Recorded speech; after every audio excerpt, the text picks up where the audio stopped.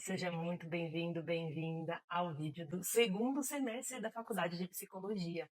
Você que está chegando agora, se inscreva aqui no canal para não perder nenhum vídeo novo. Aqui eu estou trazendo nessa série de vídeos um pouquinho sobre cada semestre do curso de graduação de Psicologia. E hoje eu vou falar sobre o segundo semestre. Gente, é muito material, é muita coisa que eu trouxe aqui. Aqui tem os meus slides impressos do segundo semestre. Tem também as minhas anotações e os mapas mentais que eu usava para estudar. É, é muita coisa, eu não vou falar sobre tudo isso, não tem como. Então eu decidi trazer um resuminho, né, uma ideia geral de cada matéria que eu estudei e de cada matéria eu vou pegar um ponto que se destaca. O vídeo ficou bem legal, montei um roteiro bem interessante. E vamos lá, vamos começar sem mais enrolação. Nas segundas-feiras eu tinha uma aula de uma matéria chamada Processos Psicológicos Básicos. Bom, nós estamos falando do segundo semestre, né, de psicologia. Então, é um momento em que nós ainda não mergulhamos completamente, mas estamos ali molhando os pés na psicologia, se ambientando, começando a entender melhor.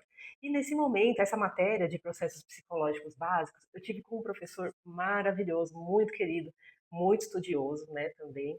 Esse professor, ele se formou na mesma faculdade onde eu estudo agora, né? Então ele é um aluno, um ex-aluno da casa, né? Que se formou lá. E aí, nessa matéria de processos psicológicos básicos, nós tivemos uma introdução ali a alguns processos, né? De sensação, percepção. Então nós aprendemos o que é bottom-up, que é quando você tem um processo involuntário, né? Por exemplo, eu estou aqui falando com você, aí de repente, pau, tem um estouro aqui na rua, alguma explosão, é involuntário. Eu vou na hora parar e olhar, entender, tentar entender o que está acontecendo. Esses são os processos bottom-up.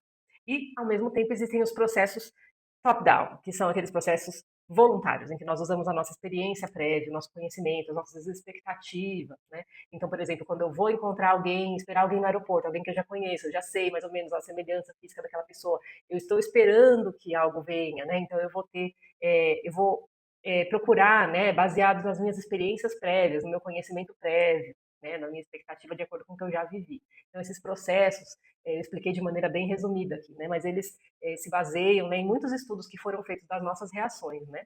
Além disso, nessa matéria de processos psicológicos básicos, o professor falou também sobre muitas pesquisas que já foram feitas em nome da ciência, né, e que são realizadas até hoje, claro, os estudos científicos, e sobre a importância de se usar de ética e de moral quando está fazendo essas pesquisas, né. Então ele até comentou sobre pesquisas que foram feitas aí na época da Segunda Guerra Mundial, né, e nós sabemos, aí nem preciso me estender muito nesse assunto, mas que foram cometidos verdadeiros crimes, né, contra a humanidade, aí, crimes de atrocidades mesmo, né, crueldades em nome das ciências, experimentos, né, e de total irresponsabilidade que não tinham justificativa científica ou ética, né, e eram na verdade uma forma de tortura, né, muitos prisioneiros eles morreram ou ficaram permanentemente feridos, né. Um dos exemplos é que num dos campos de concentração, né, estou citando agora baseado numa viagem, numa oportunidade que eu tive de fazer em Dachau, é um campo de concentração em que eles pegaram mais de 1.000 prisioneiros e colocaram ali, expuseram esses indivíduos a picadas de mosquitos infectados pelo vírus da malária, né? E aí esses pesquisadores, esses algozes ali, eles observavam né, iam testando como essas pessoas reagiam, né? Eles faziam experimentos com hipotermia, deixavam uma pessoa por horas e horas na neve e depois observavam o que acontecia, colocavam rapidamente num ambiente hiperaquecido, enfim, né, muita pressão, né? Então eles simulavam altitudes extremas, até a pessoa perder a consciência. As pessoas eram forçadas também a beber água salgada, só água salgada, água do mar, para eles estudarem o que acontecia, dentre muitas outras coisas. Isso é só um resumo, se você se interessa pelo assunto, sugiro aí pesquisar mais, né, sobre isso, mas enfim, muita coisa, em resumo, né, o que esse professor nos passou, que muita coisa errada já foi feita em nome da ciência. Por isso, hoje é importante nós termos ética, né, nas pesquisas, para que exista uma metodologia científica, né, para entender como que as pesquisas na área da psicologia elas são realizadas hoje, né? De maneira em que o indivíduo esteja ciente dos riscos envolvidos, do que está sendo realizado, são assinados termos, né? E claro que pesquisas realizadas de uma forma que não tenham prejuízos para quem está participando da pesquisa, né? Então, esse é o principal, né? E ele explicou que quando se faz uma pesquisa científica, existem os dois grupos: o grupo de controle e o grupo experimental, né? E aí eles vão aplicar ali as variáveis dependentes e independentes, né? Para testar uma hipótese, uma afirmação, algo que eles querem comprovar. Então, eu vou explicar um pouco melhor como que isso acontece na prática. Essa é a ideia, esse foi o ponto alto nessa matéria de processos psicológicos básicos que eu estou trazendo para vocês, compartilhando com vocês. Vou trazer de uma maneira bem breve, tá? Então, foi feita uma pesquisa, isso na década de 90, ali no finzinho da década de 90. Essa pesquisa ficou conhecida como Experimento Flórida, e essa pesquisa colocava indivíduos em uma sala, então existia uma sala, um corredor e uma outra sala. Então, os indivíduos que estavam nessa primeira sala, todos estavam nessa primeira sala, eles foram separados em dois grupos.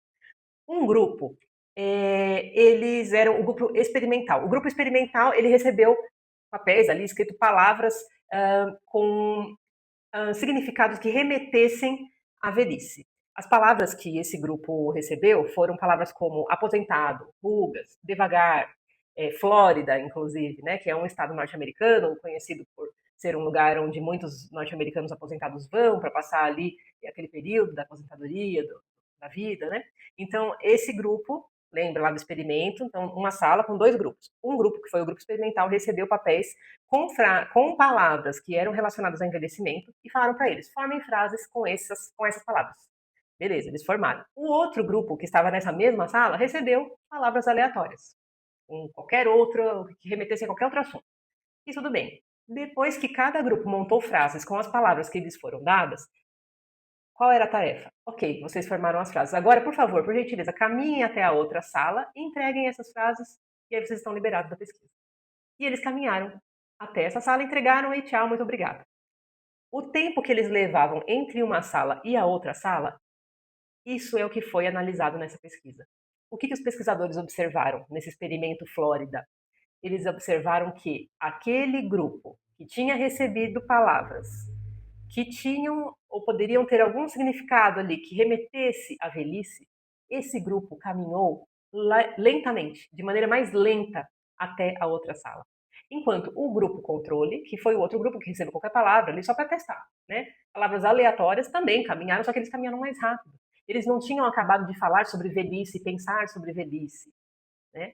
Então, o que se constatou? Né? Parece um experimento tão, né, nada a ver, assim, tá, e daí, né? Eles observaram que alguns elementos sutis no ambiente, as palavras, as ideias, os assuntos sobre os quais eles falavam, eles podiam influenciar no comportamento automático dessas pessoas, né? Sem que elas percebessem. E qual foi esse comportamento? Falaram sobre velhice, palavras que remetem à aposentadoria e essa fase da vida, e aí caminharam mais lentamente até a outra sala, enquanto os outros que não falaram sobre esse assunto caminharam uma velocidade ali que estavam acostumados, habituados a caminhar, né?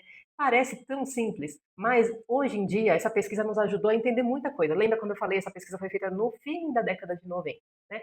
E aí eles descobriram que um conceito, né, de que o comportamento pode ser influenciado pela, por exemplo, pela música, né, a música ambiente. Então, por isso que hoje, às vezes, nós vamos fazer compras no supermercado, numa loja, e aí é colocada uma música tranquila.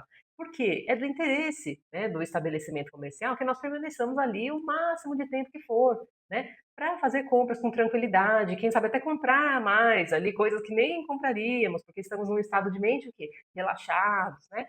Então, o ambiente pode ser manipulado para que se alcancem alguns objetivos. Isso foi uma das descobertas, né? E eu falei da música, mas o mesmo se dá para cores, né? Um clima visual, cores quentes, cores frias tendem a acalmar, cores quentes deixam a pessoa mais agitada, né? Ou pode até influenciar no apetite. O cheiro de limpeza, se você chega num lugar que está com cheiro de limpeza, você tende a se comportar de uma maneira em que você preserve a limpeza naquele lugar. Muito louco isso, né? Enquanto se você entra num ambiente em que a sua percepção inicial é de sujeira, você já não faz tanta questão que aquele ambiente permaneça limpo, né? Ou seja, pode ser que acabem jogando lixo fora do lixo, ou deixando cair alguma coisa e não limpando, afinal o ambiente já está sujo mesmo, né? Então, descobriram isso, né? Que palavras, o efeito da discussão dessas palavras no comportamento dessas pessoas. Então, achei muito interessante. E essa matéria, assim, foi a nossa introdução, né? É claro que a matéria fala sobre muito mais assuntos, né? Memória de curto prazo, memória de longo prazo, é, memória operacional, inteligência, funções executivas, né? Motivação e emoção. Então eu trouxe até aqui, olha, não sei se vai dar para ver, mas esses eram os mapas mentais que eu usava, né? Nessa época eu preparava esses mapas mentais assim para estudar e me ajudavam a me encontrar ali e compartilhava esse material com os meus colegas de sala, né, para que eles pudessem estudar também, e me ajudava muito. Então, os mapas mentais comecei a usar aqui nesse segundo semestre, né, e eles vieram para ficar mesmo, foi muito bom. Eu amei essa matéria de processos psicológicos básicos. E na terça-feira, qual era a matéria que eu tinha na terça-feira? Nesse segundo semestre, eu tive a matéria de psicologia social, indivíduo e sociedade. Quem deu essa matéria foi uma professora muito querida, o nome dela é Olindina Neta, Olindina Fernandes Neta. Foi uma homenagem à avó paterna dela, e ela até comentou isso na sala de aula, foi bem legal, uma professora que nasceu lá no Ceará, mas foi muito novinha do Piauí, se formou na Universidade Federal do Piauí, e também ela foi monitora enquanto ela era aluna, depois ela fez mestrado, fez o doutorado na Universidade Federal da Paraíba, e ela compartilhava muito da experiência dela, né, enquanto na acadêmica mesmo, né, e foi muito legal ter aula com essa professora, ela tinha uma didática interessante, ela trazia algumas dinâmicas, por exemplo, existe um site chamado Kahoot, né, em que ela jogava algumas perguntas e aí a sala se reunia em grupos e pelo celular respondia. Gerava ali um clima de conhecimento e também um pouquinho de competição para ver quem era mais rápido. E as pessoas colocavam os nomes ali que identificavam os grupos, era bem engraçado. E sobre a matéria de psicologia social, indivíduo e sociedade, foi uma introdução à psicologia social, né? Então, o primeiro contato que nós tivemos. Então, foi uma introdução bem suave, né? Foram alguns conceitos da psicologia social, passando pela história da psicologia social no Brasil, a psicologia social cognitiva também, né, as representações sociais, que são a teoria do Serge Moscovici, que ele esse Moscovici ele foi um psicólogo romeno-francês e ele fez algumas descobertas, né? Nós até lemos um artigo muito interessante falando sobre as descobertas dele e sobre que ele falava muito sobre as representações sociais, né? Ideias pré-concebidas que nós temos sobre determinados assuntos, ideias que não necessariamente nós tivemos contato com aquele assunto para formar essas ideias. Então nós analisamos um artigo que falava das representações sociais das drogas para adolescentes com e sem experiência de uso. Isso foi um artigo, uma pesquisa realizada, né? E aí nós lemos esses resultados e esse artigo analisou como que os adolescentes sem experiência de drogas, o que eles pensavam sobre drogas e os conceitos que eles tinham, né? E os conceitos que os adolescentes que já haviam tido contato, experimentado substâncias ilícitas, aí drogas, qual era a ideia deles, as representações sociais deles, né? Foi bem interessante esse estudo, né? Porque ele compreendeu o quanto as representações sociais são fundamentais para o desenvolvimento das ações preventivas, por exemplo, ao uso de drogas, né? Então, quais são as medidas educativas mais eficazes para atingir todos os tipos de jovens, os que já tiveram experiência e os que nunca tiveram experiência do uso de drogas, né? Então, esse foi um dos pontos altos aí dessa matéria, né? E aí, falando sobre a psicologia social no Brasil, eu não posso deixar de falar da professora Silvia Lane, né? Então, é Silvia Tatiana Maurerlane. Essa pessoa, ela teve um grande impacto. Se você se interessa por psicologia social, pesquise sobre essa mulher. Ela é filósofa de formação, ela não é psicóloga de formação, mas ela teve um grande papel na psicologia. Ela acabou fundando associações da psicologia social, né, e ela atuou na PUC aqui de São Paulo. E ela trazia, né, as teorias dos Estados Unidos, da França, que eram discutidas, muito discutidas, estavam sendo publicadas, né, e ela fazia a tradução dessas ideias. Só que ela entendia que essas ideias elas eram importantes, só que nem sempre elas se aplicavam ao contexto brasileiro. Afinal, o Brasil, naquela época, estava se passando por um momento de ditadura militar, né? Então, todos aqueles experimentos, todas aquelas constatações que vinham de fora eram interessantes, só que não representavam totalmente o Brasil, não levavam em consideração o contexto social e histórico que o país estava vivendo. Então ela fez mais do que traduzir essas obras, ela traduzia, mas ela também ela estimulava que os alunos dela tivessem um pensamento crítico. né? Então, em vez de só repetir essas teorias estrangeiras que vinham ali, né, prontas, ela começou a questionar se esses conceitos eles se aplicavam, se eles realmente ajudavam a compreender a vida das pessoas aqui no Brasil, na nossa realidade daquela época, né, e de hoje também. Então, como lidar com as desigualdades, com as questões culturais, históricas, a Silvia Lani levou isso em consideração, né? Então, ela investiu na tradução desses textos, sim, mas também incentivou a produção de conhecimento daqui, né? Conhecimento local. Então, ela estimulava que entrevistassem os alunos, ou alunos não, os pedestres, as pessoas que estavam ali por perto, né, da universidade, irem às ruas, né, entrevistar as pessoas que estavam, a população que estava vivendo aquele momento histórico, porque aí sim se observaria realmente o que de fato acontecia na nossa população. Então, isso foi um aspecto muito marcante do trabalho dela, né? Ela levava histórias em quadrinhos, analisava, né? E aí ela ajudou a construir uma psicologia social voltada para a realidade brasileira. Ela foi um grande nome, né? Porque ela estava comprometida com a transformação social, com a compreensão crítica do ser humano no contexto em que estava vivendo, né? A Silvia Lani, ela acabou sendo uma das membros fundadoras da ALAPSO, né? Que é a Associação Latino-Americana de Psicologia, e ela foi eleita também presidente da Abrapso, né, que é a Associação Brasileira de Psicologia Social. Até essa professora que nos deu aula comentou que tinha ido no congresso da Abrapso, enfim, era bem antenada nesses assuntos, na matéria, né? E para estudar para essa matéria, eu usei também alguns mapas mentais, deixa eu pegar eles aqui para mostrar para vocês.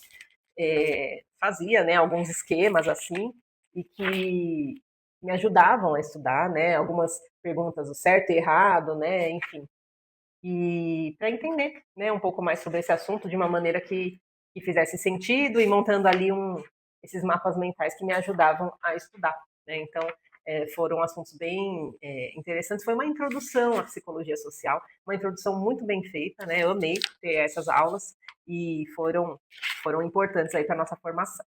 Agora, mudando um pouquinho de matéria. Às quartas-feiras, nós tínhamos aula de psicologia do desenvolvimento.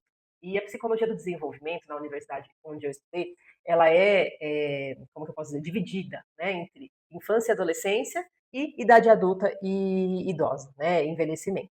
Então, essa primeira parte de infância e adolescência nós tivemos nesse segundo semestre agora. E o nosso professor muito querido também, o Jorge, é um grande professor, ele é um psicólogo da área da terapia cognitivo-comportamental, ele trazia ao longo das aulas, né, algumas experiências, ele até contou um caso interessante, um caso clínico, né, que eu não posso falar aqui no canal, mas quem estava presente na sala de aula vai se lembrar, né, o caso da batata frita. Só posso falar isso, foi um caso marcante, né, uma experiência e um relato que ele trouxe para nós. Mas então, sobre o que é essa matéria, né, de desenvolvimento, psicologia do desenvolvimento, infância e adolescência. E essa matéria, né, de desenvolvimento estuda, claro, o desenvolvimento, né, o crescimento, então, as mudanças, né, o desenvolvimento que é esperado, né, de uma criança, no caso que essa parte eu tive de criança e adolescência, né, de uma criança até a adolescência. Então, nós nos tornamos aptos para descrever ali quais são as fases que essa criança vai passar, né? Então, os fatores que influenciam, né, a genética, o ambiente onde essa criança é criada, até o nível socioeconômico, né? O professor Jorge sempre falou, nunca se esqueçam que sempre existe um contexto socioeconômico. E olha, essas palavras, ele falou assim, vocês podem esquecer tudo que eu falei esse semestre inteiro, mas nunca se esqueçam. Sempre que vocês olharem para uma pessoa, levem em consideração a situação socioeconômica dessa pessoa. Isso marcou. Quem estava presente lá sabe. Então, nós aprendemos sobre o desenvolvimento humano, então a primeira infância, né, que é do zero, né, do primeiro dia de nascimento até os 3 anos aí, essa fase, né, essa fatia da vida, né, em que nós observamos um crescimento rápido, o surgimento da linguagem, vínculos que são formados, vínculos afetivos, a autonomia dessa criança é desenvolvida, né? Depois da fase da segunda infância, que é dos 3 aos 6 anos, que são quando a criança adquire as habilidades motoras, né? A linguagem também se aprimora, a memória, as interações sociais, então a criança ela aprende com a presença, com a interação. E aí, na terceira infância, que compreende aí dos 6 aos 11 anos de idade, é quando a criança vai desenvolver o raciocínio lógico, né, sobre algo concreto, a formação da autoestima, a influência dos pares ali, dos coleguinhas, dos amiguinhos, né, as regras sociais, e aí a importância, né, parentalidade ali, da consistência familiar, da criação, né, dessa pessoa, dessa personalidade, né? O professor também chamou bastante atenção para agressões, bullying nessa fase, né? E comportamentos que refletem, né, o ambiente ali em que a pessoa vive, né? E falando sobre a adolescência, ele falou muito, nós exploramos, né, o livro que nós usamos como base em muitas das aulas, né, da Papalha. Então, fala que a adolescência é uma fase de construção de identidade, de valores morais, de pertencimento, puberdade, questionamentos, né, mudanças corporais intensas, mudanças também das emoções, né, a sua identidade está em formação e consolidação, então os símbolos, os padrões culturais, né, e aí existem conflitos entre as expectativas dos pais, expectativas da escola, da sociedade, né, dos amigos ali, né, então foi muito bacana, o nosso professor Jorge de Oliveira Vieira, muito querido, e ele nos acompanhou, né, ao longo desse semestre nessa matéria, foi demais. Então, essa era a matéria que eu tinha nas quartas-feiras. E nas quintas-feiras, nós tínhamos aula de neurofisiologia. Quem nos deu essa matéria foi um professor chamado Vitor Vilar Scatoni. Inclusive, tem um vídeo dele no YouTube, quem se tiver a curiosidade aí de pesquisar. Ele também é mestre em ciências, né, na área de psicobiologia da Unifesp, e ele fez um doutorado em psicologia social e do trabalho.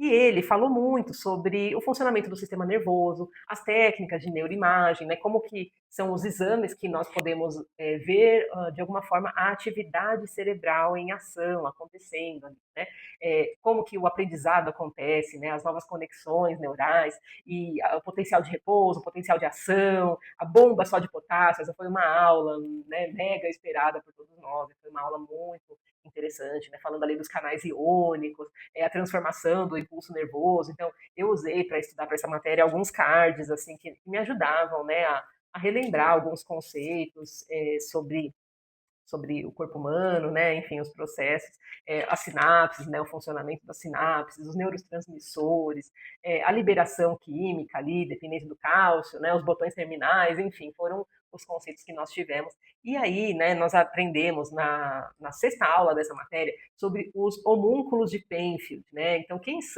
foi esse Dr. Penfield, né? Ele, na verdade, foi um médico que usou um método inovador, né, para não dizer insano na época, né, ele descobriu, ele fez alguns experimentos com o paciente acordado, alerta, né? Então, ele levava o paciente para o centro cirúrgico, fazia uma craniotomia, ou seja, uma abertura no crânio, e ele ia ativando artificialmente, né, colocando estímulos elétricos artificiais em determinadas partes do cérebro.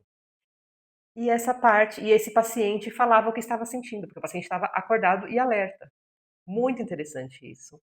Isso na década de 30. Na década de 30. Então, imagina, lá mais especificamente em 1937. E aí ele foi entendendo, né, as nossas sensações, o nosso sistema motor, né, o sensorial e o motor. E aí ele foi entendendo que quanto mais a gente usa uma área do nosso corpo, mais espaço, por assim dizer, aquela área vai ocupar no nosso cérebro. É um contexto até difícil de explicar, mas aí ele criou os homúnculos de Penfield. Nessas figuras, né, dos homúnculos, a nossa parte do corpo, elas não aparecem na proporção, no tamanho real, e sim no tamanho da importância que essas áreas têm para o cérebro, né? O homúnculo sensorial, ele mostra o quanto nós sentimos cada parte do corpo, e o homúnculo motor, ele mostra o quanto nós temos aí um controle, né, do movimento, né, de cada parte do nosso corpo, né? A ideia principal desses homúnculos de Penfield quanto mais sensível ou mais precisa é uma parte do corpo, mais espaço ela ocupa no nosso cérebro. Além disso, nós tivemos duas matérias online. Vamos lá, matéria online, né? Eu vou falar bem brevemente, tá, gente? Uma delas foi a matéria de língua portuguesa. Isso virou até motivo de piada para um amiguinho meu que falou assim: "Você tem aula de língua portuguesa na universidade?" Eu falei: "Sim, tenho aula de língua portuguesa. É necessário." Então, nem precisa entrar em detalhes, né? Então foram revisadas a nova ortografia, enfim.